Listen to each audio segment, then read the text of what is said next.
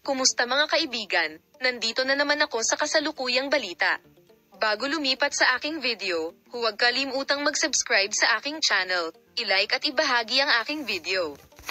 Si Tugba Buyak Ustan, isa sa mga sikat na artista ng Turkey, ay nakilala kamakailan dahil sa malubhang krisis na naranasan niya sa kanyang press consultant.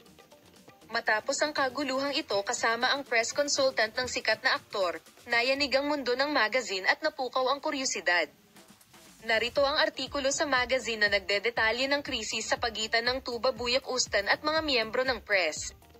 Ang krisis sa pagitan ng sikat na aktres na si Tuba Buyak Ustan at ng mga miyembro ng press ay yumanig sa mundo ng magazine, at ang tensyon na ito sa pagitan ng dalawa ay pumukaw din sa mundo ng press.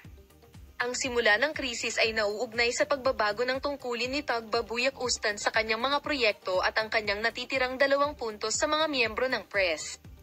Ang propesyonal na relasyon ng duo ay dumating sa isang punto ng hindi pagkakaunawaan matapos silang magpalat ng posisyon ilang oras ang nakalipas.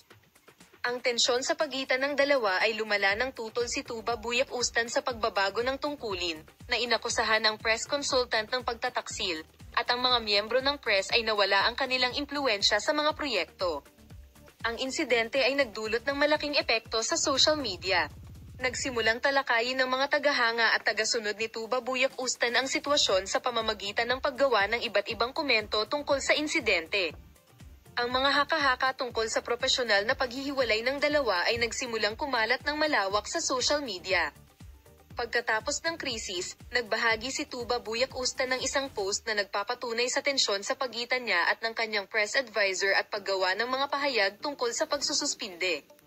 Sinabi ni Buyak Ustan sa kanyang pahayag na natapos na ang kanilang pagtutulungan at ang nangyari ay isang propesyonal na paghihiwalay lamang.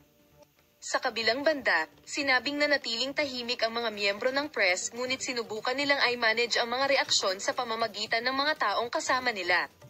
Palagi kong ibabahagi sa iyo ang mga pag-unlad sa isyu sa punto kung kailan maraming mga mapagkukunan sa mundo ng pamamahayag ang nagsimulang suriin ng detalyado ang tensyon sa likod ng mga eksena at ang mga emosyonal na reaksyon ng mga partido.